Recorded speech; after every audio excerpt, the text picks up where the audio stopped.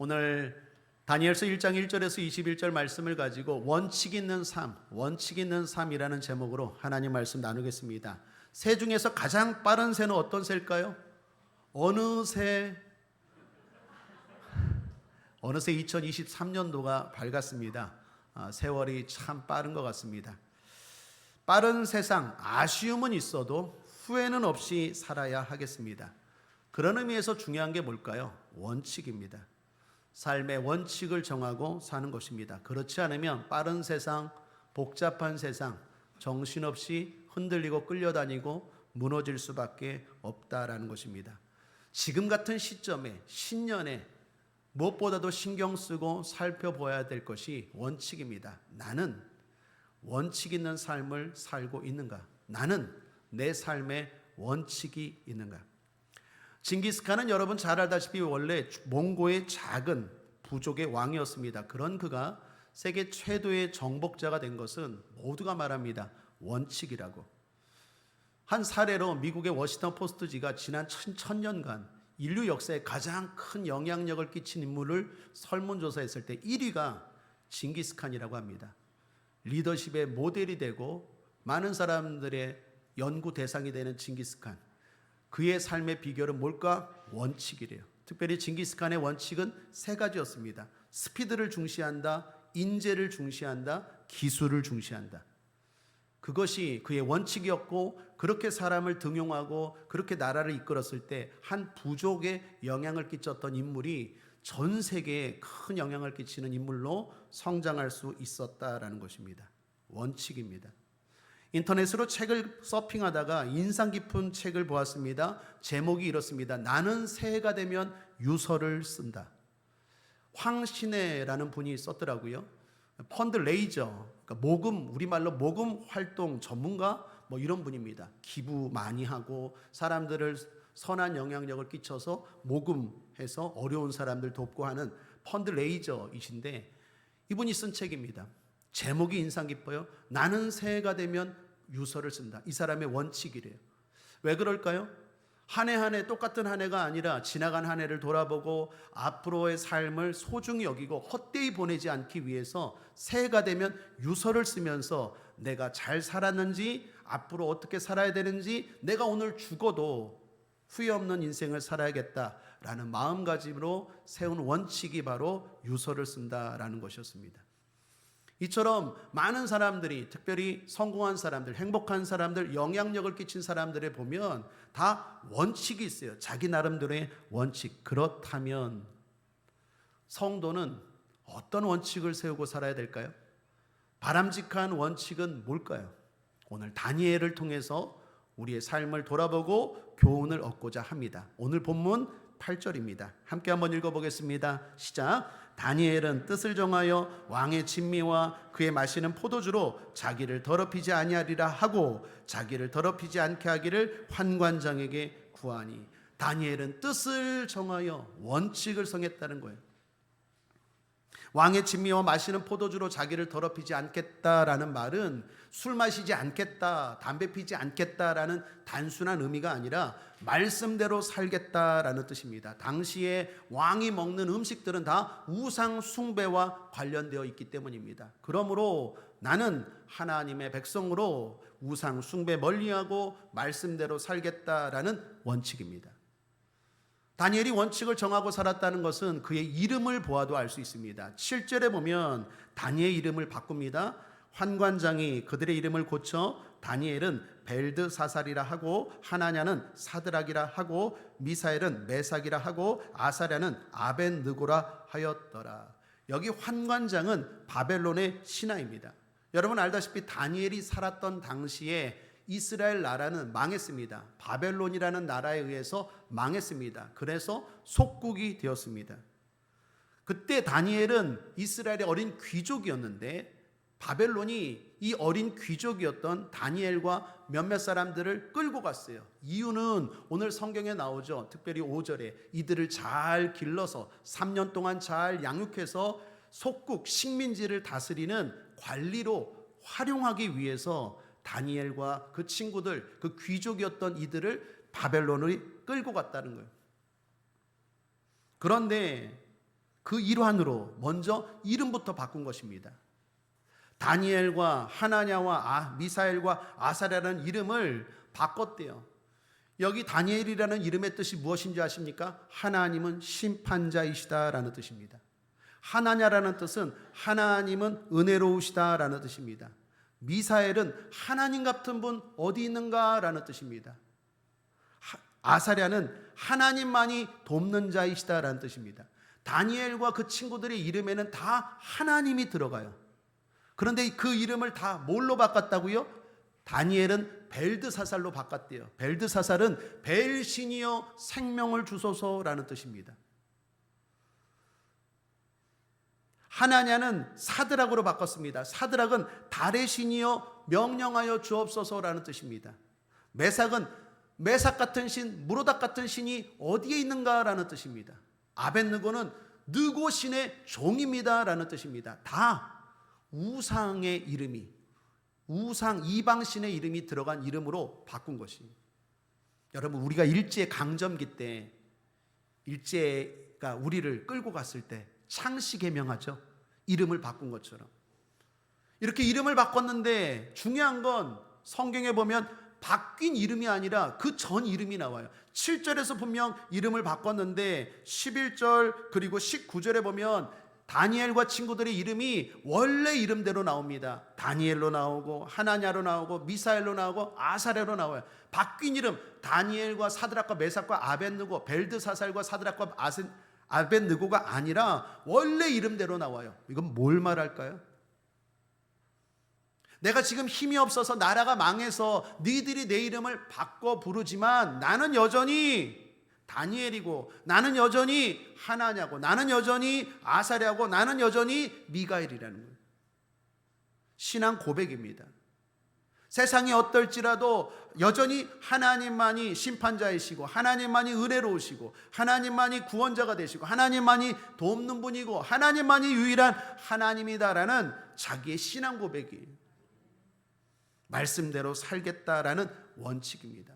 다니엘과 친구들이 이 원칙을 세운 게 대단한 건 특별히 세 가지 의미에서 정리할 수 있습니다. 첫 번째, 어두운 시대에 결단하고 원칙을 세웠다라는 거예요. 여러분, 앞서 말씀드린 것처럼 이때는 하나님의 나라인 이스라엘이 망한 때입니다. 그것도 바벨론이라는 우상 국가의 망한 때예요. 우리는 알고 있죠. 이것이 하나님의 심판이었다라는 것을. 그런데 대부분의 이스라엘 백성들이 나라가 망했을 때 하나님에 대해서 회의적이었어요. 하나님 정말 살아계신가? 하나님이 정말 살아계시다면 왜 하나님을 믿는 이스라엘이 우리나라가 망했는가? 왜 하나님의 성전은 불탔는가? 또는 이런 생각을 했어요. 우리가 믿는 하나님이 저기 바벨론이 믿는 신보다 약한가? 결론은 뭡니까? 신앙생활 헛했네. 대부분의 사람들이 그랬어요. 그런데 그 가운데서 다니엘은 말하는 거예요. 아니, 하나님은 여전히 심판자이시고, 하나님은 여전히 살아계시고, 하나님만이 여전히 구원자시고, 하나님만이 여전히 돕는 자야 라고 고백하고 선포하며 사는 거예요. 대단한 거죠. 어려운 시대에, 어두운 시대에 했던 결단, 원칙입니다. 두 번째는 어려운 상황입니다. 여러분, 앞서 말한 것처럼 지금 바벨론 포로 시대입니다. 한번 생각해 보십시오. 우리나라가 일제 강점기 때 만약에 어떤 사람이 나는 조선 사람으로 살 거야, 그렇다면 일본 순사가, 일본 사람들이 가만히 두겠습니까? 고초가 있고 어려움을 당하겠죠. 그런데 다니엘이 지금 피해가 있고 핍박이 있고 손해가 나도 나는 말씀대로 살겠다는 거예요. 실제로 우리는 알고 있죠. 다니엘은 이것 때문에 사자굴에 들어가기도 하고, 다니엘의 세 친구는 이것 때문에 풀무불에 들어가기도 합니다. 그럼에도 불구하고 그런 손해가 있고 어려움이 있어도 나는 말씀대로 살겠어. 대단한 결단입니다. 어려운 상황에 했던 결단이에요. 또 하나만 살펴본다면 어린 상태입니다. 다니엘이 지금 이렇게 살겠다라고 원칙을 세운 때는 성인이었을 때가 아니라 어린 소년일 때예요. 오늘 성경 4절을 보시면 소년이라고 말합니다. 곧 흠이 없고 아름다우며 모든 재주를 통달하며 지식이 구비하며 학문에 익숙하여 왕궁에 모실 만한 소년을 데려오게 하였고, 그 밑에 13절, 그 밑에 15절, 그 밑에 17절을 보아도 다니엘이 바벨론의 포로로 끌려갔을 때 나이는 소년이었습니다. 정확하게 말하면 15살 이하였어요. 어른들도 신앙이 흔들리고 있는 때에 우리로 말하면 주일학교 아이들이 아니요, 하나님만이 참 신이에요, 나는 하나님 말씀대로 살 거예요. 얼마나 대단합니까? 말씀대로 살겠다, 다니엘이 했던 첫 번째 원칙입니다. 두 번째, 다니엘은 긍정적으로 살겠다라는 원칙을 세웁니다. 다니엘은 바벨론에 끌려가서 여러 가지 수업을 받습니다. 그것도 공짜로. 오늘날 우리로 말하면 국비 장학생으로 뽑힌 거예요. 자, 다니엘이 어떻게 합니까? 열심히 공부합니다. 열심히 준비합니다.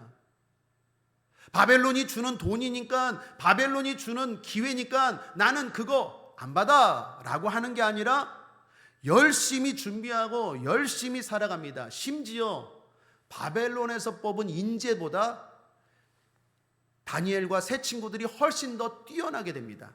20절을 보십시오. 왕이 그들에게 모든 일을 묻는 중에 그 지혜와 총명이 온 나라와 박수와 술객보다 10배나 10배나 나은 줄을 아니라. 열심히 공부해서 한마디로 수석했다라는 거예요. 자국민보다도 식민지에서 온 사람들이. 이 말은 무슨 말입니까? 다니엘이 신앙 외에는 긍정적으로 삶을 대했다라는 거예요. 일제강점기 때 우리나라 일부 지성인들이 술과 노름으로 세월을 낭비했던 사람들이 많았다고 합니다. 왜요? 나는 일제가 주는 거 안 먹어, 일제가 주는 기회 안 받아, 일제 협력할 수 없어, 그러면서 세월을 낭비하고 술과 노름으로 방탕했대요. 사랑하는 여러분, 하나님은 어떻게 사는 것을 잘했다고 평가했을까요? 다니엘의 삶에 대해서 하나님은 칭찬하셨을까요? 책망하셨을까요? 주목할 것은 하나님이 칭찬하셨다라는 거예요. 신앙에 있어서는 타협이 안 돼. 그러나 내 삶을, 내 환경을 긍정적으로 바라보고 하나님이 함께 하신다는 걸 믿고 최선을 다해서 자기의 삶을 사랑하고 열심히 공부하고 열심히 준비했다라는 것입니다. 사랑하는 여러분, 긍정적으로 삽시다. 성도의 눈은 긍정의 눈이어야 합니다. 성도의 입술은 긍정의 입술이어야 합니다. 왜요? 하나님이 함께 하십니다. 하나님 안에서 세상을 바라보십시오. 하나님 안에서 여러분의 가정을 바라보시고 하나님 안에서 여러분의 자녀를 바라보십시오. 하나님의 안경을 끼고 바라보면 불가능이 없습니다. 희망인 줄 믿습니다. 하나님 없이 세상을 바라보면 다 걱정이고 다 염려고 다 두려움이지만 우리에게는 하나님이 함께하는 줄 믿습니다. 실제로 하나님이 다스리는 줄 믿습니다. 가슴에 손을 얹고 한번 따라하겠습니다. 우리 가정 하나님이 다스립니다. 내 인생 하나님이 다스립니다. 자, 그렇다면 그 결론은 뭘까요? 희망입니다. 긍정입니다. 하나님을 자꾸 빼지 마십시오. 하나님을 빼니까 자꾸 어려운 거예요. 여러분 알다시피 이스라엘 백성들이 출애굽에서 하나님이 약속한 가나안 땅 앞에 도착했습니다. 가나안 땅 앞에 도착해서 바로 들어갔으면 좋은데 걱정이 되었어요. 그래서 12지파에서 한 명씩 뛰어난 사람을 뽑아서 일명 정탐꾼들을 뽑아서 가나안 땅에 미리 갔다 오게 합니다. 12명의 정탐꾼이 가나안 땅에 갔다 옵니다. 야, 우리가 40년 동안 광야를 지나왔는데 하나님이 약속한 땅이 좋더냐 나쁘더냐 물었습니다. 그때 10명의 정탐꾼이 말합니다. 땅은 좋은데 거인이 있네요. 거인 때문에 안 되겠어요. 끝났어요. 두려움의 소리들, 원망의 소리들이 온 이스라엘 백성들에 퍼져나갑니다. 그때 여호수아와 갈렙 두 사람은 다르게 말합니다. 땅도 좋지만 거인도 있어요. 그러나 하나님이 함께 하십니다. 하나님이 함께 하시니까 들어갑시다. 여러분 여기 두 사람의 해석과 10사람의 해석을 비교해 보십시오. 10명의 정탐꾼들이 한 말이 틀린 말입니까? 맞는 말입니까? 맞는 말이에요. 진짜 가나안 땅에 있었던 족속들은 거인 족속 맞습니다. 어려운 거 맞습니다. 그런데 하나님이 함께 하시잖아요. 그러므로 사랑하는 여러분, 하나님의 사람들은 맞는 말을 넘어 믿음의 말을 하셔야 돼요. 한번 따라 할까요? 맞는 말을 넘어 믿음의 말을 하겠다. 많은 사람들이 현실을 이야기합니다. 목사님, 현실이 어렵잖아요. 올해도 고금리, 고물가, 고환율 어렵잖아요. 전쟁 어렵잖아요. 코로나 안 끝났잖아요. 맞는 말입니까? 틀린 말입니까? 맞는 말이에요. 그런데 믿음의 말을 하셔야 된다니까요. 거기에 하나님 계시잖아요. 그 자리에 하나님 계시고 그곳에 하나님 계시잖아요. 왜 하나님을 빼고 말합니까? 하나님을 넣고 말하면 희망이 있습니다. 우리 가정 희망이 있고, 우리 사업장 희망이 있고, 우리 자녀 희망이 있고, 우리 교회 희망이 있어요. 사람들만 있으면 어렵지만 하나님이 함께 하세요. 그러므로 틀린 말이 아니라니까요. 맞아요. 맞는 말인데 믿음의 말을 하셔야 돼요. 그래야 주님이 내 믿음대로 될지어다 역사하는 줄 믿습니다. 여기도 아프고 목사님, 여기도 아프고 여기도 아프고 여기도 아프고 여기도 아프대요. 가만 봤더니 다 아픈 게 아니라 손가락이 아파요. 아픈 손가락으로 짚으니까 다 아프지. 하나님이 우리와 함께 하십니다. 하나님과 함께 짚으면 안 아파요. 안 아프다고 말할 때 하나님이 또한 치료하여 주실 줄 믿습니다. 성도의 눈은 긍정의 눈이고 성도의 입술은 긍정의 입술이 될 줄 믿습니다. 그렇게 말하고 그렇게 볼 때 기회가 올 때 그 기회를 볼 수 있고 잡을 수 있어요. 제가 미켈란젤로에 대한 이야기를 들었습니다. 미켈란젤로가 만든 유명한 조각상 가운데 다윗상이라는 조각상이 있습니다. 아시는 분들은 아실 겁니다. 세계 걸작품입니다. 그런데 그 다윗상을 만들 때 일화를 제가 들었어요. 두치오라는 미켈란젤로보다도 훨씬 유명했던 조각가가 버린 대리석으로, 결이 좋지 않아서 재질이 좋지 않았다고 버린 대리석으로 미켈란젤로가 만든 게 다윗상이래요. 두치오의 눈에는 아무런 쓸모없이 보이는 돌이 미켈란젤로의 눈에는 보였다라는 거예요. 실력의 차이는 눈의 차이입니다. 작품과 명작의 차이는 긍정의 차이입니다. 보는 차이예요. 좋음과 베스트의 차이는 눈에 있다는 것입니다. 어떻게 바라보고 어떻게 해석하느냐가 중요합니다. 성경은 어떻게 바라보고 어떻게 해석하라고 말합니까? 다시 강조합니다. 긍정으로. 내가 긍정적인 눈으로 바라보고 긍정적인 마음으로 자세로 있을 때 하나님이 기회를 주셔도 보이는 거고 그 보이는 걸 잡을 수 있는 거예요. 내가 준비가 안 되면 하나님이 아무리 주셔도 아무리 기회를 주셔도 보이지가 않아요. 잡히가 않아요. 긍정적으로 바라보고 긍정적으로 살아갈 때 우리는 기회도 잡을 수 있고 뿐만 아니라 행복할 수 있습니다. 세계적으로 유명한 코넬 대학이 있습니다. 코넬 대학에서 재미있는 실험을 했대요. 올림픽 때 메달을 딴 선수들의 얼굴, 표정, 기쁨을 체크했대요. 제일 기쁜 사람들이 누굴까요? 올림픽 때 금메달 딴 사람이 제일 기쁘겠죠. 금메달 땄으니까. 그런데 그 다음이 중요해. 그 다음에 기쁜 사람들이 은메달일까요? 동메달일까요? 동메달 딴 사람이래요. 왜 그럴까요? 은메달 딴 사람은 아유 내가 좀만 더 했으면, 결승에서 내가 좀만 잘했으면 금메달 땄는데, 금메달 시각으로 은메달을 바라보니까 이거 별거 아닌 거예요. 감사가 없어요. 이번 월드컵 때 어디가 우승했죠? 아르헨티나 막 좋아하더라고요. 메시 막 좋아하더라고요. 2등이 누구죠? 프랑스. 맞아, 프랑스. 음바페. 막 MVP인데도 막 3등 크로아티아인가요? 난리가 났어요. 이게 어느 대회나 마찬가지예요. 금메달의 시각으로 은메달을 보니까 안 기쁜 거예요. 감사가 넘치지 않아요. 근데 동메달은 기쁜 거예요. 왜요? 4등 했으면 큰일 날 뻔했어요. 강단에도 못 올라가요. 연금도 없어요. 메달도 없어요. 4등은. 3등 했으니 얼마나 다행이에요. 그 동메달 딴 사람들이 더 기쁘대요. 여기서 코넬 대학교가 프레임 이론을 발표합니다. 마음의 프레임을 어떻게 짜느냐에 따라서 인생에 대한 해석이 달라지고 그 해석에 따라서 삶에 대한 태도가 달라진다는 거예요. 그 결론은 뭡니까? 운명이 바뀐다는 거예요. 여러분의 마음 프레임은 어떻게 짜져 있습니까?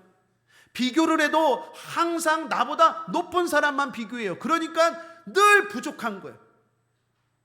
발전도 좋지만 늘 행복하지가 않아요. 도대체 내 인생에 해 뜰 날이 언젠지 모르겠어. 근데 비교를 해도 항상 어려운 사람과 비교를 하면 늘 감사가 넘쳐. 그저 감사, 그저 감사. 늘 해 뜰 날이에요. 늘 누리는 거예요. 제가 한 10여 년으로 기억합니다. 10여 년 전에 TV에 광고가 나오는데 이게 메시지가 있어요. 그래서 제가 메모를 해놨어요. 가끔 가다가 보는 광고 카피입니다. 여러분 한번 들어보시면 여러분도 아시는 분도 계실 거예요. 한번 들어보십시오. 지금 내 집에 전기가 들어온다면 전기 없이 사는 20억의 사람들보다 감사해야 합니다. 지금 내 집에 마실 식수가 들어온다면 마실 물이 없이 사는 10억 명의 사람보다 감사해야 합니다. 하루에 10,000원 이상의 돈으로 살고 있다면 10,000원이 없어 가난에 굴레해서 힘겹게 사는 12억 명의 사람보다 감사해야 합니다. 하루에 한 끼라도 따뜻한 음식을 먹을 수 있다면 그 한 끼의 음식이 없어 영양실조에 걸린 8억 명의 사람보다 감사해야 합니다.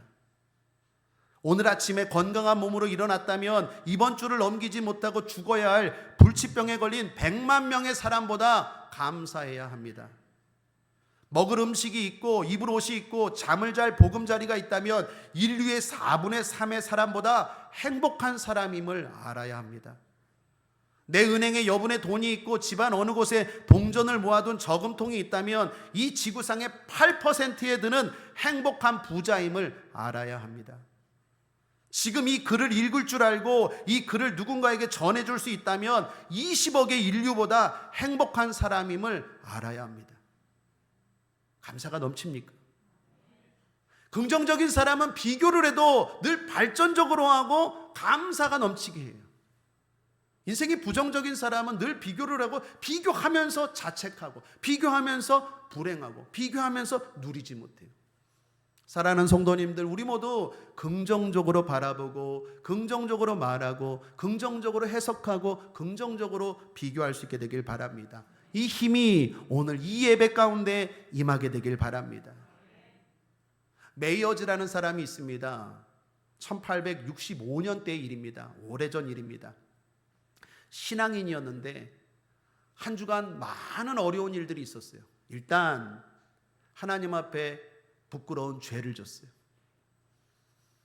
뿐만 아니라 직장에서 사람들과 갈등이 많았어요. 상처를 받았어요. 상처를 주면서 받고 또 주는 걸 또 받으면서 받고 스트레스가 많았어요. 무엇보다도 집안에 큰 우환이 생겼어요.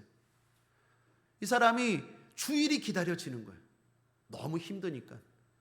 주일날 교회 가서 예배드리고 싶다. 찬양하고 싶다. 기도하고 싶다. 마음껏 부르짖고 싶다. 믿음의 사람들과 좀 교제하고 싶다. 너무 힘드니까.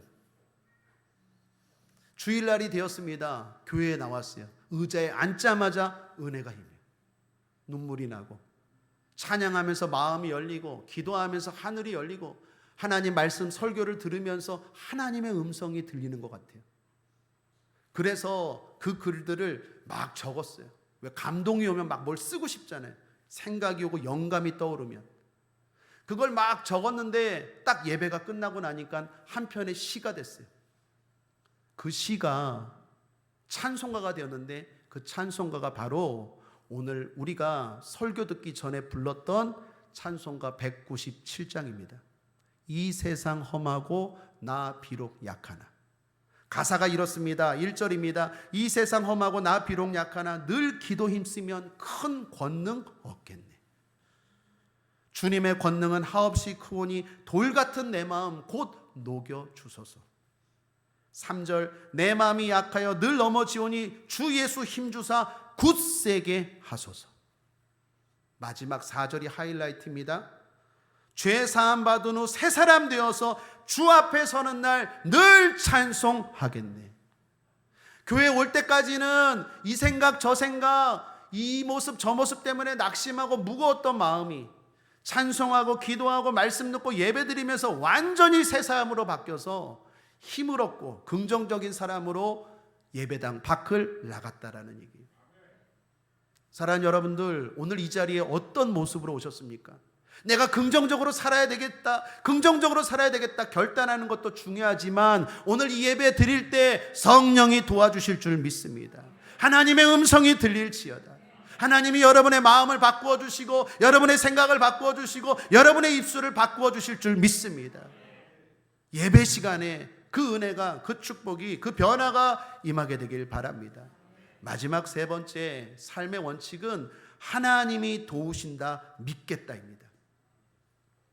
다니엘이 말씀대로 살았습니다. 그랬더니 죽었습니까? 망했습니까? 아닙니다. 하나님이 은혜를 베푸십니다. 9절을 보십시오. 하나님이 다니엘로 환관장에게 은혜와 궁유를 얻게 하신지라. 여기 하나님이 도우시는 방법을 주목하셔야 됩니다. 하나님이 직접 도운 게 아니라 환관장을 통해서 다니엘로 은혜를 얻게 하셨대요. 사람을 통해서 은혜를 얻게 하셨대요. 그것도 그 사람이 환관장이에요. 다시 말하면 이방 나라의 신하예요. 믿음도 없는 사람이에요. 생각지도 못한 사람이에요. 기대도 안 했던 사람인데 그 사람이 나를 도와줘요. 왜? 하나님이 그 사람으로 하여금 은혜와 궁유를 얻게 하셨대요. 중요한 건 다니엘이 이걸 알았을까요? 몰랐을까요? 알았어요.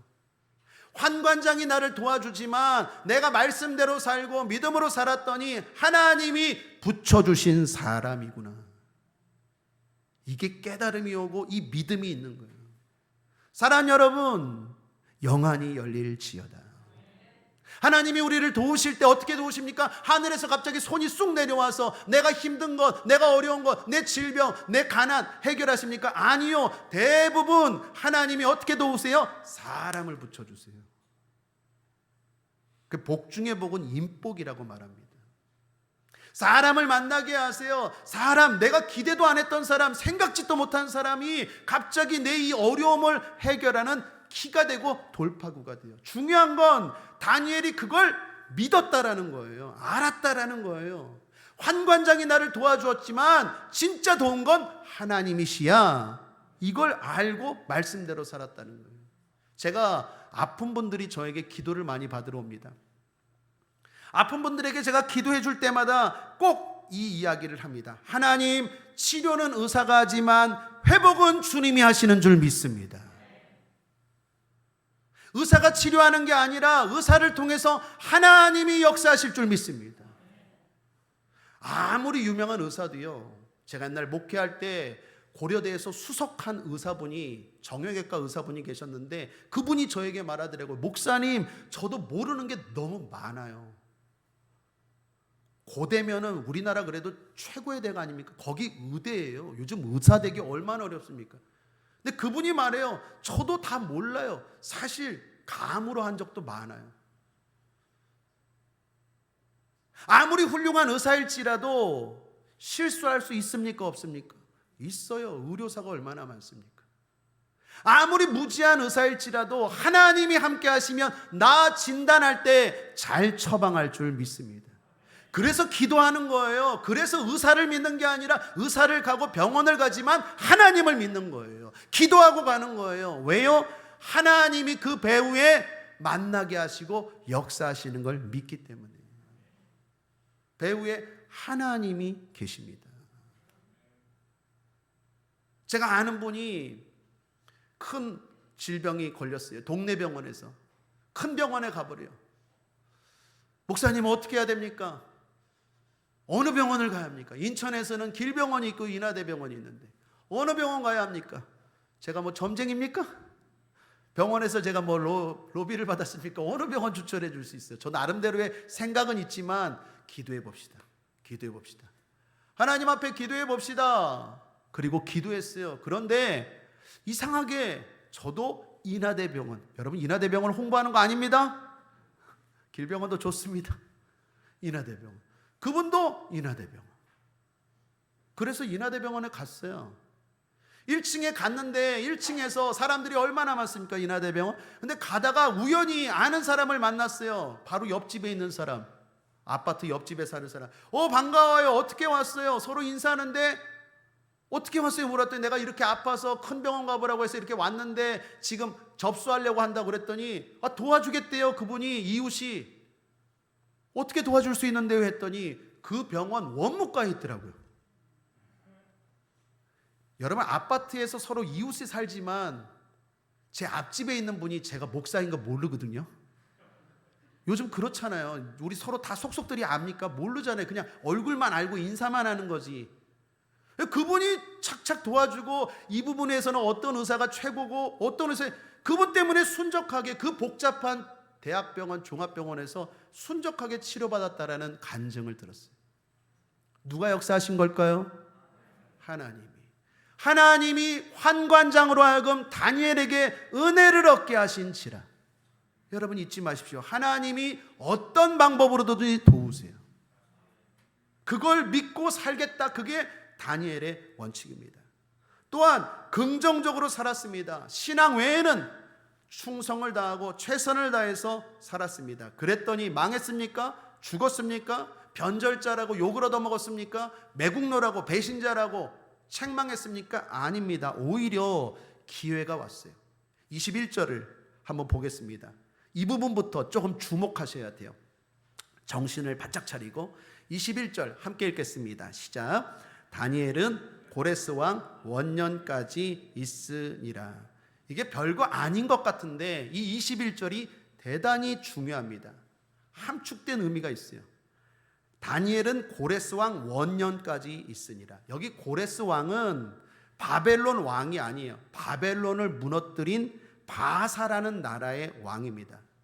이스라엘의 주인이 바뀌었습니다. 바벨론에서 바사로 바뀌었습니다. 그 초대 왕이 고레스야. 그런데 21절을 보면 마치 다니엘이 고레스 왕 원년까지만 있었던 것처럼 말하는데 아니에요. 10장 1절을 보시면 바사 왕 고레스 몇 년? 3년에 한 일이 벨드사살이라 이름한 다니엘에게 나타났는데 고레스 왕 3년에도 다니엘은 있었어요. 그런데 오늘 21절은 원년을 강조합니다. 고레스 왕 원년. 고레스 왕이 왕으로 등극한 그 첫 해를 강조하는데 왜 강조할까요? 그때 중요한 일이 있거든요. 에스라서 1장 2절 3절을 보겠습니다. 우리 천천히 함께 읽어보겠습니다. 시작. 바사 왕 고레스는 말하노니 하늘의 신 여호와께서 세상 만국으로 내게 주셨고 나를 명하사 유다 예루살렘에 전을 건축하라 하셨나니 이스라엘의 하나님은 참 신이시라.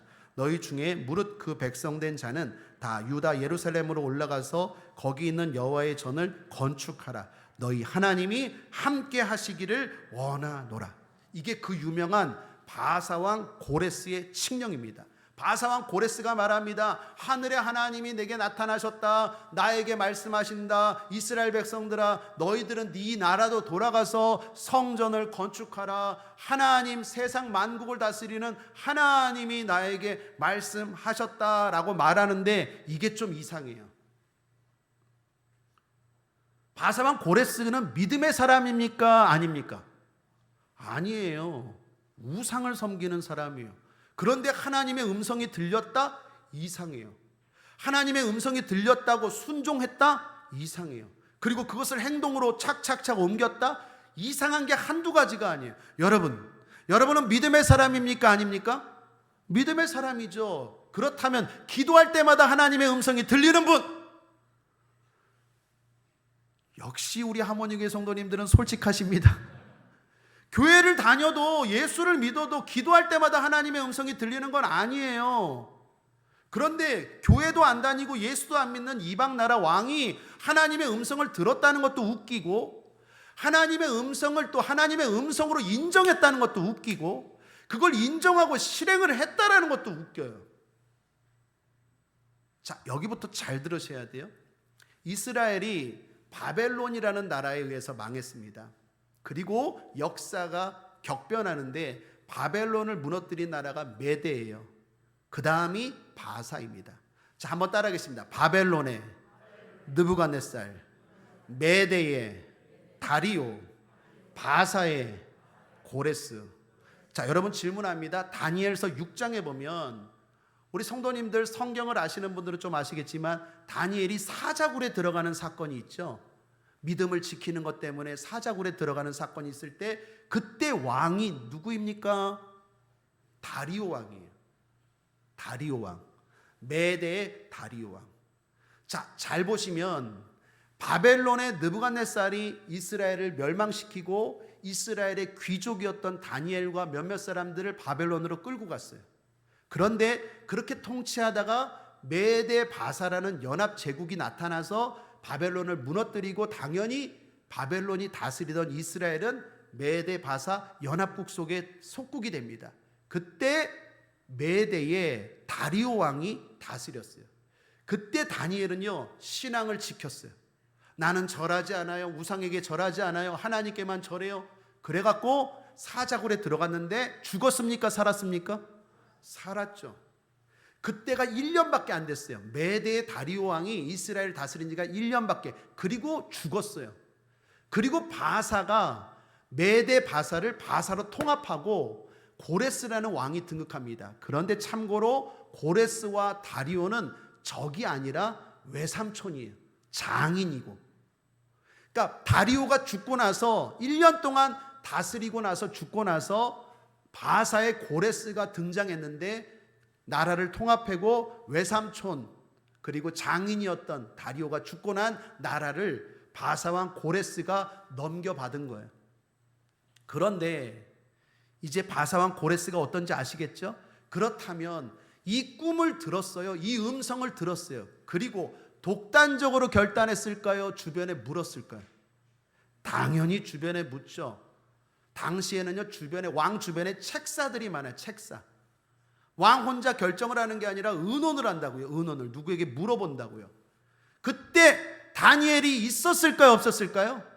있었다라는 거예요. 그리고 다니엘이 조언을 해주고 다니엘이 결정적으로 그 순간에 이야기를 해서 이 고레스가 이런 말을 하고 이런 칙령을 선포하고 이스라엘이 결국 자기 고국으로 돌아가는데 결정적인 역할을 다니엘이 했다라는 거예요. 그때 나이가 다니엘이 한 85세 정도 돼요. 자, 생각해 보십시오. 소년이었을 때 바벨론에 끌려갔어요. 그때 나이가 15살이라고 쳐요. 메대라는 나라가 또 등장하고 바사의 고레스 왕이 등장했어요. 시간으로 보면 한 65년이 걸렸어요. 80세 이상 될 때까지 다니엘은 묵묵하게 긍정적으로 자기 인생을 바라보고 최선을 다하고 충성되게 살아갔더니 자기가 바라는 대로 나라가 회복되고 자기가 바라는 대로 세상이 펼쳐지고 자기가 바라는 대로 하나님이 기회를 주시고 그 기회를 잡았다라는 거예요. 사랑 여러분, 다니엘이 말씀대로 살았더니 다니엘이 긍정적으로 살았더니 망했습니까? 아니요. 기회가 결국 오더라는 거예요. 그리고 그 다니엘이 바라는 세상을 만들더라는 거예요. 긍정적으로 삽시다. 말씀대로 삽시다. 그리고 또 하나, 하나님이 그러면 도우신다 의심하지 맙시다. 반드시 하나님이 도우신다는 건 믿읍시다. 그리고 포기하지 말고 승리하시길 바랍니다. 우리 가슴 위에 손을 얹고 한번 따라하겠습니다. 내가 하는 기도 헛되지 않습니다. 예배 헛되지 않습니다. 말씀대로 사는 거 헛되지 않습니다. 봉사 헛되지 않습니다. 믿음으로 사는 거 헛되지 않습니다. 긍정적으로 사는 거 헛되지 않습니다. 나는 하나님이 도우신다고 믿겠습니다. 아멘.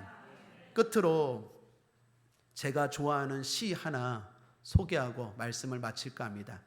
정현승이라는 분이 쓴 시인데 제목이 참 좋아요. 모든 순간이 꽃봉오리인 것을. 목소리는 별로 좋지 않지만 시 낭독을 한번 해보겠습니다. 나는 가끔 후회한다. 그때 그 일이 노다지였을지도 모르는데, 그때 그 사람이, 그때 그 물건이 노다지였을지도 모르는데, 더 열심히 파고들고, 더 열심히 말을 걸고, 더 열심히 귀 기울이고, 더 열심히 사랑할 걸. 반벙어리처럼 귀머거리처럼 보내지는 않았는가? 우두커니처럼 더 열심히 그 순간을 사랑할 것을, 모든 순간이 다 꽃봉오리인 것을, 내 열심에 따라 피어날 꽃봉오리인 것을. 감동이 안 되십니까? 한번 끝으로 따라하겠습니다. 우리에게 모든 순간은 꽃봉오리입니다. 나에게 올해는, 이 순간은 꽃봉오리입니다. 그러한 마음을 가지고 최선을 다해서 긍정적으로 살아가는 저와 여러분 되기를 주님의 이름으로 축복합니다. 말씀을 정리합니다. 원칙 있는 삶이라는 제목으로 은혜를 나누었습니다. 다니엘처럼 말씀대로 살겠다, 긍정적으로 살겠다, 그렇게 살면 하나님이 반드시 도우신다고 믿겠다. 원칙이 중요합니다. 원칙이 있어야 하나님도 그 원칙이 있는 믿음 위에 역사할 줄 믿습니다. 이런 성경적인 원칙을 가지고 살아갈 때 우리의 삶에 후회가 없을 것입니다. 여러분 모두가 올 한 해 후회 없이 든든히 서가는 한 해 되시기를 주님의 이름으로 축복합니다. 예수 승리! 기도하겠습니다. 하나님 아버지, 2023년도가 밝았습니다. 올 한 해에는 그냥 사는 게 아니라 나름대로 원칙을 가지고 살길 원합니다. 주님 붙잡아 주시옵소서. 감사드리며 예수님의 이름으로 축복하고 기도했습니다. 아멘. 우리 말씀을 기억하면서 우리 함께 기도하겠습니다. 여기서 소개한 건 3가지지만 여러분 나름대로 더 많은, 더 좋은 원칙들이 있을 거예요. 중요한 건 원칙을 세워야 돼요.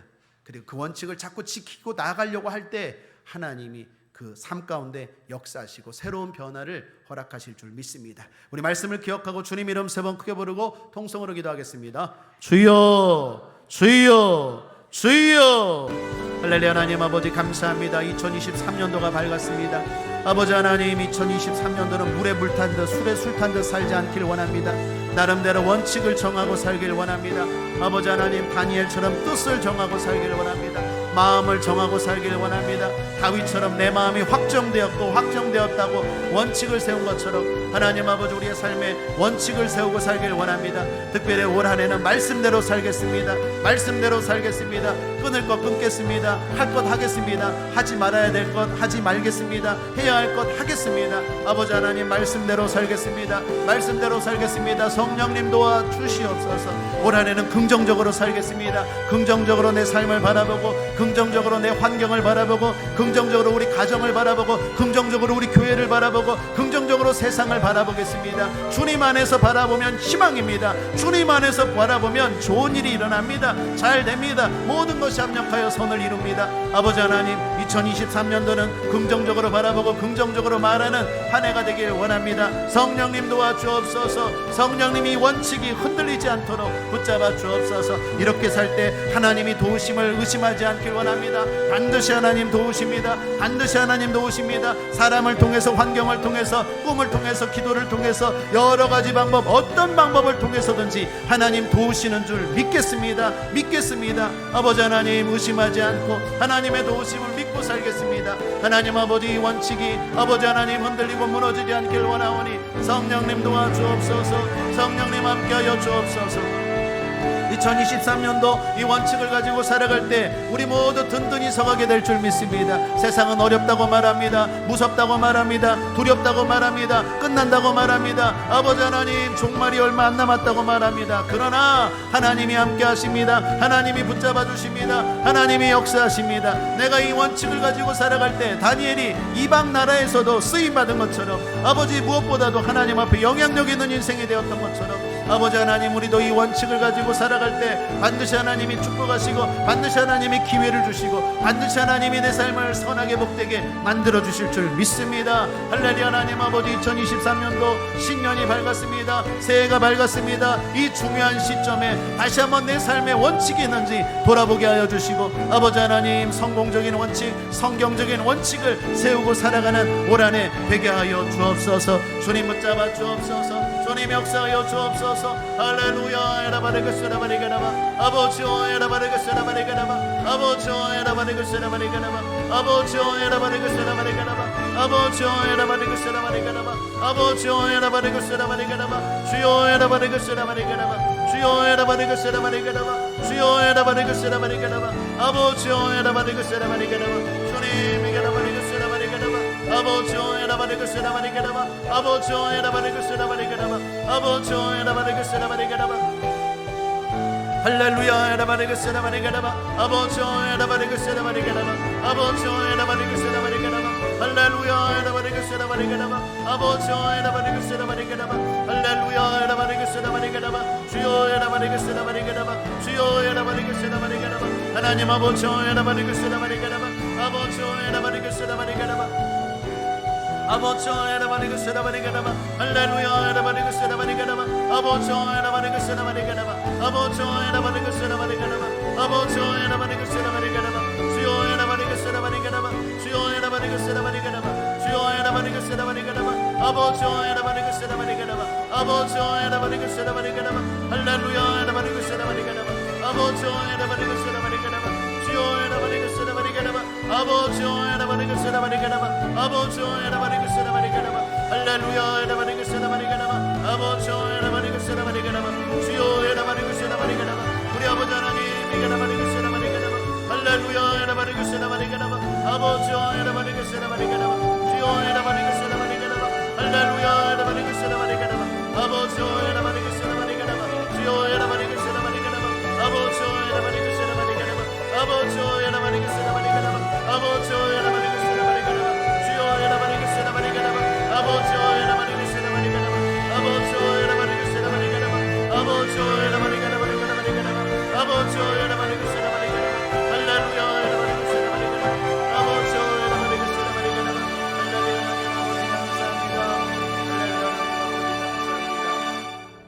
우리 사랑하는 성도님들 믿음으로 가슴에 손을 얹으시고 아프신 분들 혹시 계시면 아픈 부위에 손을 얹으시면 다시 한번 축복하고 기도하겠습니다. 살아 역사하시는 좋으신 하나님 아버지 2023년도가 밝았습니다.